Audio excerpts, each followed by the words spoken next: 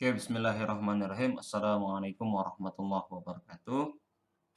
Pada kesempatan kali ini, Bapak akan menjelaskan materi tentang gelombang diam atau gelombang stasioner ya. Langsung saja ke pembahasannya. Jadi ini materi lanjutan dari materi sebelumnya, ada gelombang berjalan, kemudian kita akan bahas nih, gelombang diam, apa sih nanti perbedaannya gitu ya. Oke. Nah, untuk gelombang diam seperti di gambar berikut, nanti itu akan ada yang namanya gelombang datang, kemudian ada gelombang pantul. Nah, untuk gelombang datang itu bisa dilihat dari titik ini yang warna biru ya. Ini itu adalah gelombang datang. Kemudian ada gelombang pantulnya yang titik kuningnya. Nanti akan memantulkan. Nah, nanti juga untuk gelombang diam itu ada ujung terikat, ya artinya ujungnya diikat. Kemudian ada ujung bebas. Kalau ujungnya diikat nanti akan membentuk di sini simpul langsung simpul satu. Nah, ini namanya simpul ya. Ini simpul. Kemudian ini juga simpul, berarti ada berapa simpul? 1, 2, 3, 4, 5 ya. Simpul 1, simpul 2, simpul 3, simpul 4, simpul 5. Kemudian nanti juga ada yang namanya perut di sini ya. Perut itu ada di tengah-tengah antara simpul. Berarti di sini 1, 2, 3, 4. Ini namanya perut. Nah, ini atau katakanlah P1 ya. Ini perut.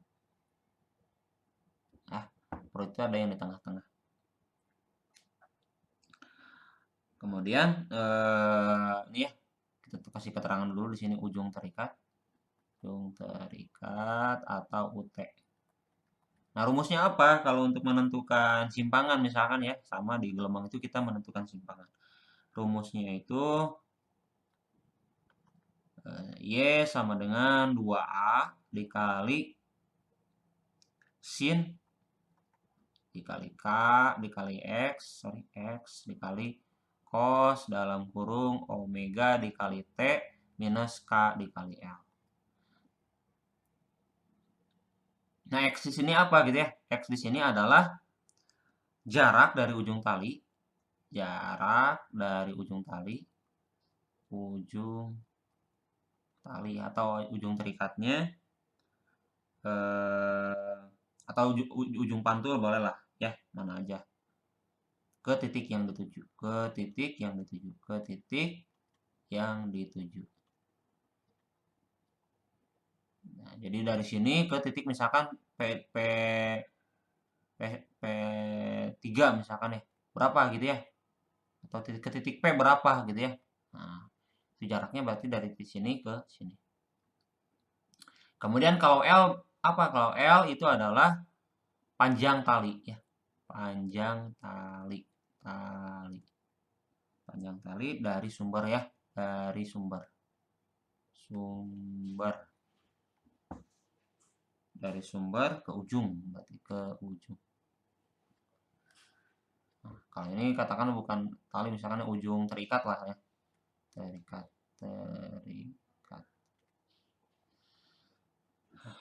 Kemudian di sini juga nanti kita akan menghitung yang namanya amplitudo gelombang diam. Nah, karena ini ujung terikat berarti UT ya, sama dengan amplitudonya yang mana? Amplitudonya yang ini. Kok beda antara yang amplitudo yang ini dengan amplitudo ini? Kalau amplitudo yang di sini yang dirumus itu adalah amplitudo gelombang secara umum gitu ya. Tapi kalau untuk amplitudo gelombang diam itu rumusnya adalah 2A dikali sin dikali K dikali X. Ya, ini rumusnya. Kita kasih kurung semuanya rumusnya. Ini rumus simpangan. Kemudian ini rumus dari amplitudo gelombang diam. Gitu ya. Oke, kemudian nah yang ujung bebas nih di sini lihat. Ini tadi ada ujung terikat, nah sekarang yang ujung bebas gitu ya. Sama sebenarnya untuk gelombang diam ini ada gelombang datang, ada gelombang diam. Cuman yang membedakan antara ujung bebas dan ujung terikat, si talinya itu tidak diikat di sini di ujungnya. Nah, nanti akan membentuk langsung ke perut di sini ya. Ini perut. Perut ya, perut. Nah, jadi langsung membentuk perut. Di sini tulis saja UB ya, atau ujung bebas.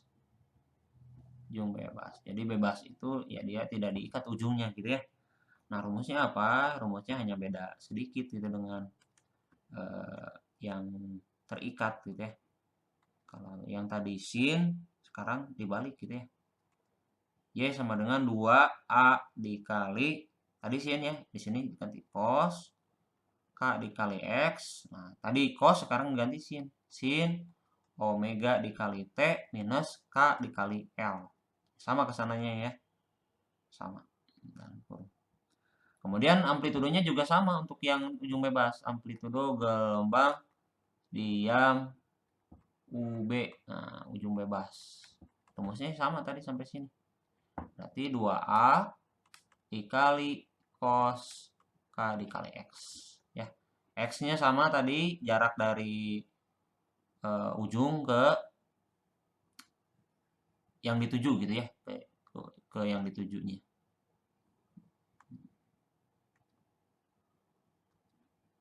Kita kasih kurung di sini semuanya. Nah, ini untuk rumus-rumusnya ya. Jadi ada 2 rumus khusus untuk yang harus kita hafal, untuk yang gelombang diam yang ujung terikat dan ujung bebas. Nah, supaya lebih paham kita langsung saja ke contoh soalnya. Kita lihat di sini seutas tali AB dengan panjang 175 cm. Kemudian ujung tali digetarkan ke atas dengan pi sama dengan 1,5. Kita langsung saja lah supaya cepat ya. Kita langsung saja diketahuinya apa aja gitu ya. Tulis diketahui apa aja di sini. Yang pertama adalah panjangnya. Nah, panjang itu tadi L ya. L sama dengan 175 cm di sini. Kemudian V-nya sama dengan 1,5 meter per sekon. Kemudian T-nya 0,1 sekon. Dan amplitudonya sama dengan 10 cm. Jika ujung B merupakan ujung bebas dan titik C berada 100 cm dari titik A, hitunglah simpangan titik titik C saat titik A bergetar 2 sekon. Nah, kita hitung nih. Kita perlu gambar nggak? Kayaknya sih nggak terlalu ya. Atau kita tulis ini aja dulu ya. Dari titik A ke titik B, gambarnya seperti ini. Ini L-nya 175. Kemudian ada titik C di sini. Titik C-nya itu ke titik A itu jaraknya sama dengan 100 cm. Berarti dari C ke B itu adalah 175 dikurangi 175 cm. Gitu ya. Nah, yang ditanya adalah simpangan titik C. Nah, simpangan berarti kita pakai rumus. Langsung saja yang A simpangan ya, berarti Y sama dengan 2A. Karena di sini ujung bebas, berarti kita pakainya yang tadi yang cos ya. 2A dikali cos dikali K dikali X dikali sin dalam kurung omega dikali T minus K dikali L. Nah, 2A-nya itu kan A-nya amplitudonya itu kan 10 cm ya, berarti langsung aja 2 dikali 10, 20 dikali cos K-nya. Nah, K-nya harus kita cari nih kalau seperti ini. K-nya belum ada, berarti kita cari K sama dengan rumus yang kemarin, masih ingat? 2pi per lambda. Lambdanya juga belum ada kalau seperti ini ya. Berarti kita harus cari lambda juga. Lambda sama dengan apa nih? Dari sini bisa kita cari ya lambdanya itu. Pakai persamaan ini kan. Pi itu kan sama dengan lambda per T. Berarti lambda sama dengan V dikali T. V-nya, nah ingat di sininya meter. Di sini cm semua nih. Nah, berarti kita ubah aja nih yang meter ke cm ya. Berarti ini juga sama dengan 150 cm per sekon. Ini berarti 150 dikali T-nya 0,1. Berarti lambdanya itu adalah sama dengan 15 cm. Kita sudah dapat lambdanya, kita masukkan ke sini. Ke K. Berarti K sama dengan 2pi per 15. Oke, kalau sudah dapat, berarti di sini 2pi per 15. Di sini X-nya, ini kita pakai ini X. Jarak dari titik di sini yang dituju ke ujung terikat ya. Di sini 75. Sin, omeganya berapa nih? Belum ada omeganya. Kita cari juga omeganya. Omega sama dengan rumusnya itu adalah 2 pi per T. Berarti 2 pi per T-nya itu adalah 0,1. 0,1. Sama dengan 2 pi per 0,1 adalah 20 pi ya. Kita masukkan 20 pi dikali T-nya. Berapa T-nya? Di sini lah bergetar 2 sekon. Berarti T sama dengan 2 sekon ya. Berarti di sini dikali 2 minus K-nya tadi 2 pi per 15 dikali L-nya. L-nya 175 ya. 175. Ini kita pakainya cm semua. Kita lanjut berarti 20 dikali, nah ini coret-coret 75 dibagi 15 itu dapat 5 ya. Dapat 5 berarti di sini cos 10 pi dikali sin.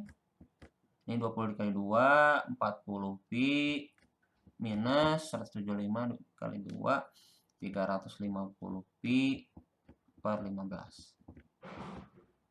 Oke, 20 dikali cos 10 pi. Nah, 10 pi-nya ini kita kurangi dengan angka ganjil gitu ya. Sama, ingat di materi sebelumnya di gelombang berjalan, supaya sederhana, ingat 2 putaran itu kan 360 derajat ya. Berarti setiap 2 putaran berarti kelipatan 360.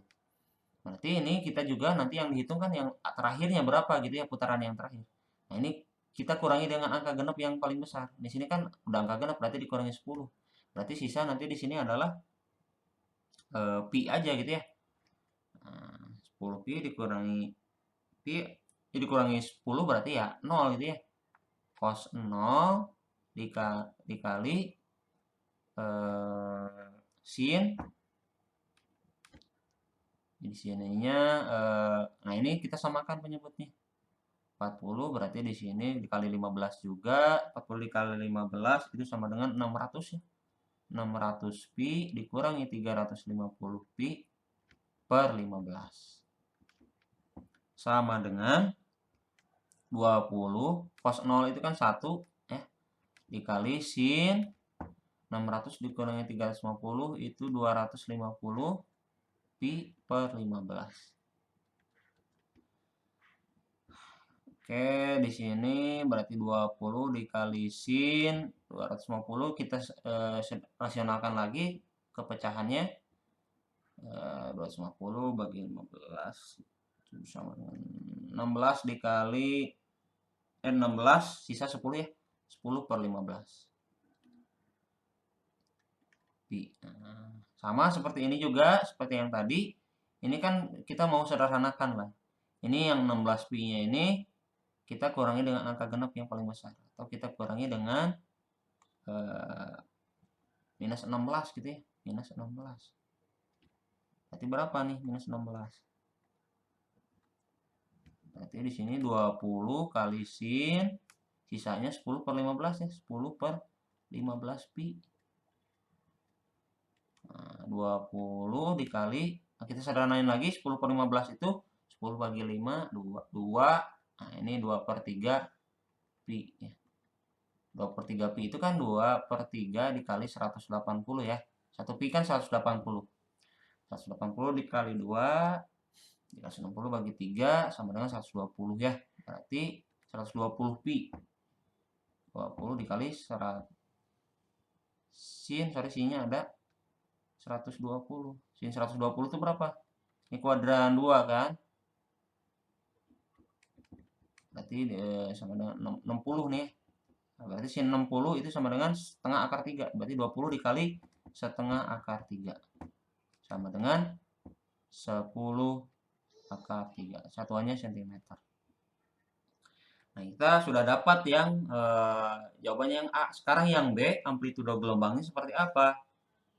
Amplitudo berarti yang B itu tadi rumusnya yang sampai sini ya. Berarti amplitudonya adalah amplitudo gelombang diam sama dengan 2A dikali cos K dikali X. 2A-nya itu berarti 20 ya. 2 dikali 10 tadi. dikali cos 0 ya, langsung aja cos 0 ini. Cos 0 sama dengan ya 20 cm ya jawabannya. Karena tadi cos 0 itu kan 1.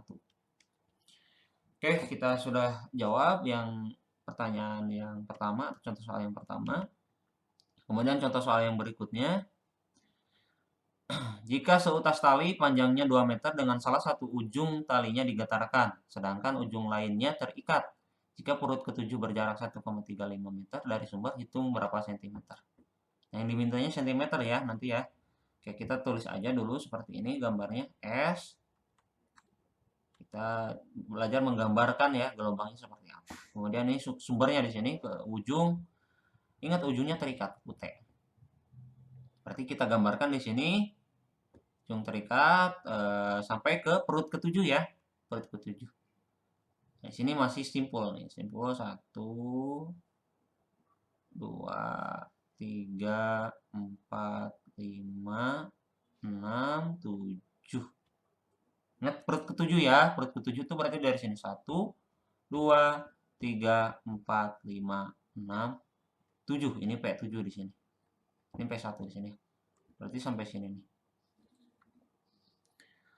Nah, panjang secara keseluruhan itu 2 meter. Ya, 2 meter kita buat ke sentimeter aja karena di jawabannya juga mintanya sentimeter. Berarti ini 200 cm.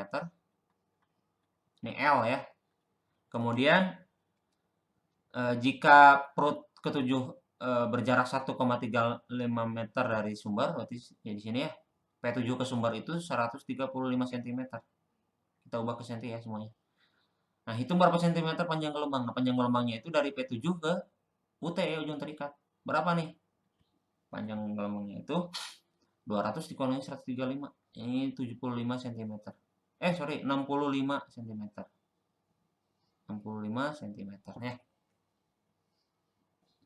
Berarti ini ada berapa gelombang nih? Nah, ada berapa gelombang? Kita hitung aja. 1, 2, 3. Nah, ini sisanya ya, sini. Seperempat ya. Berarti 3 seperempat lambda sama dengan 65 cm. 3 seperempat kita laksanakan lagi berarti jadi 3 kali 4 12, 13 per 4 lambda sama dengan 65 cm.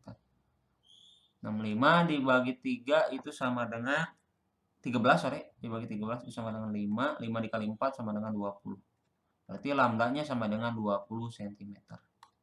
Nah, bisa seperti ini, bisa juga menggunakan rumus ya. Menggunakan rumus perut atau PN sama dengan 1/4 lambda dikali 2 dikali N ditambah 1. Nah, N-nya berapa? N di sini itu adalah N-nya mulainya dari 0,1. 2, 1, 2, 3 DST. Kalau misalkan perutnya 7, berarti P7 sama dengan 1/4 lambda. Nah, N di sini berarti N jumlah perut dikurangi 1 ya. Berarti 2 dikali N-nya berarti 6 ditambah 1. Sama dengan 1/4 dikali lambda dikali 2 kali 6, 12 tambah 1. Berarti 1/4 lambda dikali 13. Berarti sama dengan 13/4 lambda ya. Sama aja ya kan dengan ini ya. Nanti tinggal dicari lambdanya seperti itu. Ini kalau misalkan mau mencari perut. Kalau simpul gimana? Ada rumusnya nggak? Kalau simpul juga sama. Ini rumusnya Sn sama dengan 1/2 lambda ya, dikali N. N di sini juga sama ya, mulainya dari 0. 1, 2, 3, DST.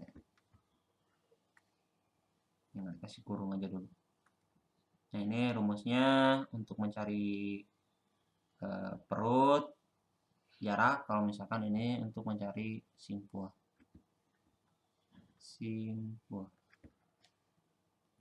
Oke, itu saja pembahasan kita kali ini. Lanjut untuk tugasnya atau latihannya di rumah, silahkan dikerjakan. Ini ada beberapa soal yang perlu kalian selesaikan. Ada 1, 2, 3, kemudian 4, 5. Silahkan dikerjakan, ditulis kembali soalnya, kemudian dibuat pembahasannya. Oke, itu saja. Sekian pembelajaran kita kali ini. Terima kasih. Wassalamualaikum warahmatullahi wabarakatuh.